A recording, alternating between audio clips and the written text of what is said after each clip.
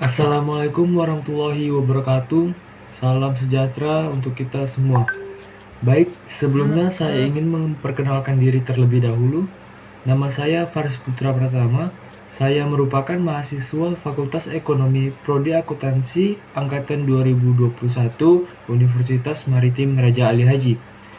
Kali ini saya akan memberikan penjelasan tentang sosial budaya kemaritiman untuk memenuhi tugas mata kuliah kemaritiman dari Bapak dosen, Bapak Wiwin Kusumaatmadja Putra.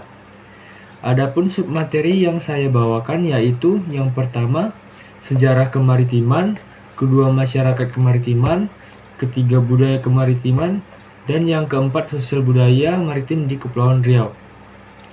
Baik, langsung saja ke materi pertama, yaitu tentang sejarah kemaritiman. Sosial budaya tidak luput dari adanya sejarah yang ada di masa lalu, karena budaya sendiri adalah suatu kebiasaan yang diturunkan oleh nenek moyang terdahulu. Dengan sejarah kita bisa lebih mengenal budaya tersebut. Nenek moyangku seorang pelaut. Penggalan syair lagu itu mengingatkan kebesaran Nusantara di masa lalu yang kini hilang. Namun, betulkah nenek moyang kita pelaut? Betulkah kita ini bangsa bahari? Betulkah karakter bangsa kita berwawasan maritim?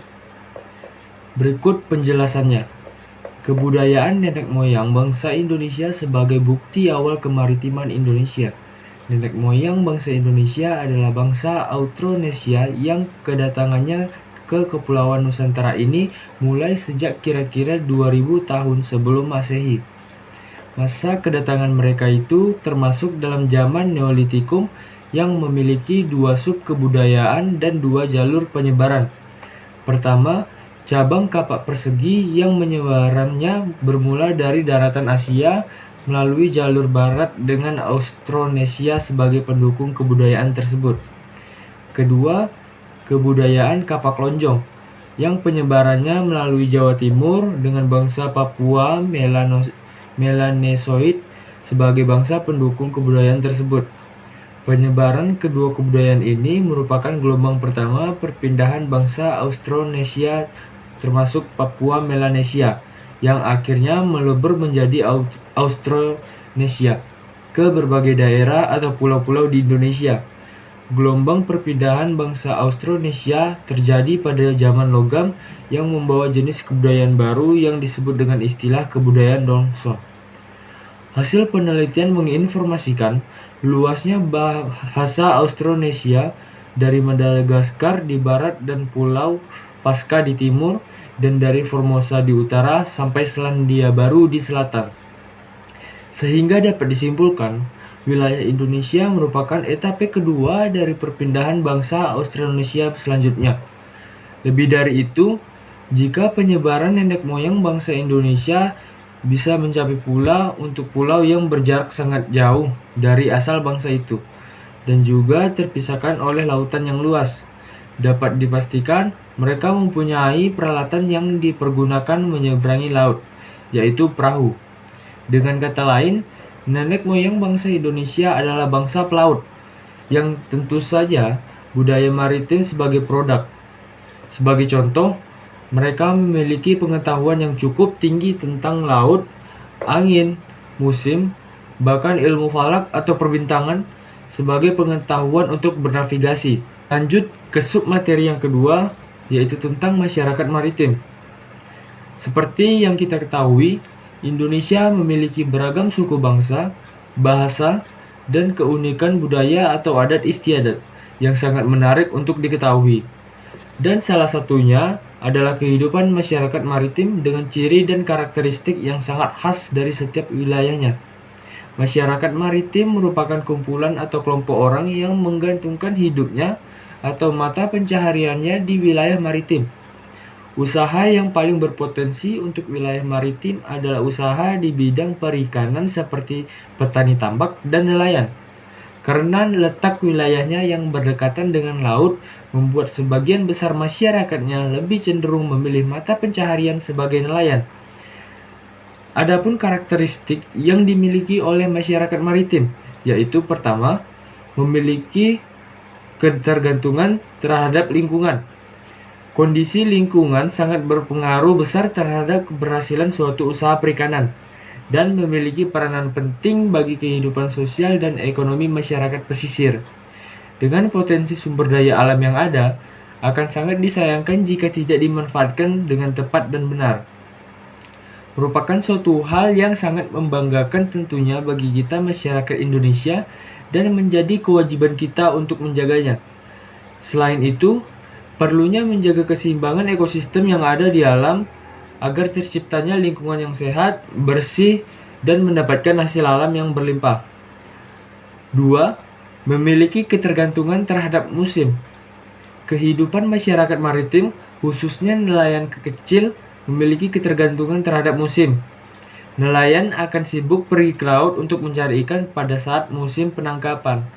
Akan tetapi, saat musim peceklik, para nelayan banyak yang menganggur karena kegiatan laut berkurang. Ini sangat mempengaruhi kehidupan sosial masyarakat pesisir. Anak-anak dan wanita berperan penting dalam membantu mencukupi kehidupan sosial ekonomi keluarga mereka dengan cara membantu suami dan orang tuanya dengan ikut bekerja. Bahkan, banyak dari kaum wanita dan anak-anak tersebut turun langsung mencari rezeki bagi keluarganya. 3. Memiliki ketergantungan terhadap pasar. Masyarakat maritim juga memiliki ketergantungan terhadap pasar, yang mana mereka juga menggantungkan kehidupan ekonominya pada harga jual beli di pasar. Keadaan atau kondisi pasar sangat berpengaruh bagi petani tambak dan nelayan. Karena dalam memenuhi kebutuhan hidup sehari-hari, mereka menjual komoditas yang mereka hasilkan. Berbeda dengan petani padi yang dapat bertahan hidup tanpa harus menjual hasil panennya atau hanya menjual sedikit hasil panennya.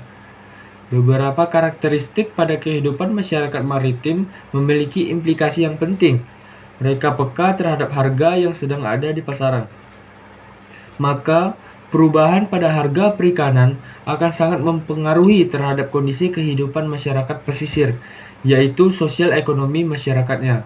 Baik, submateri selanjutnya yaitu tentang budaya maritim. Budaya maritim merupakan suatu konsep berupa gagasan, ide, nilai, norma, pengetahuan, dan aturan yang terkait dengan bidang maritim. Selain itu, juga menjadi pedoman bagi perilaku ekonomi, jasa bisnis, politik individu maupun sekelompok masyarakat agraris dan non-agraris. Adapun tujuannya adalah untuk mencapai kepentingan sosial ekonomi hingga menghasilkan suatu produk. Adapun fungsi dari budaya maritim itu sendiri yaitu dalam fungsinya, budaya maritim merupakan landasan bagi berkembangnya kebudayaan dan tradisi dalam masyarakat pesisir. Selain itu, bagi masyarakat tersebut, laut juga berfungsi sebagai objek budaya seperti berbagai acara ritual di wilayah laut. Adapun tujuannya adalah sebagai apresiasi dari rasa syukur masyarakatnya atas anugerah yang mereka dapatkan dari laut. Selanjutnya ada contoh dari budaya maritim. Terciptanya berbagai macam perangkat kelautan seperti perahu merupakan bukti dari salah satu karya pemikiran dari budaya kelautan atau maritim. Namun, selain itu terdapat juga beberapa jenis perahu sebagai hasil dari budaya tersebut yang beberapa diantaranya seperti sampan, pinisi, tongkang, dan lain sebagainya. Berbagai macam produk dari kapal tradisional menandakan bahwa masyarakat pesisir cukup memiliki keterampilan dalam menciptakan suatu karya maritim. Bentuk lain budaya kelautan tersebut ada berupa metode cara penangkapan ikan dari bentuk tradisional menjadi modern. Hal tersebut dapat terjadi karena memiliki perkembangan, konsep, dan kemampuan dari para pelaku dan masyarakatnya. Selain itu, kemajuan tersebut juga bertujuan untuk dapat meningkatkan pendapatan para pelaku dan masyarakatnya. Contohnya, seperti nelayan penghasil industri kelautan. Baik, kepada submateri terakhir tentang sosial dan budaya di Kepulauan Riau. Budaya Kepulauan Riau adalah seluruh kebudayaan dari dalam daerah dan luar daerah yang berkembang lama di tengah masyarakat. budaya Kepulauan Riau sangat dipengaruhi oleh kebudayaan suku Melayu dan etnis Tionghoa.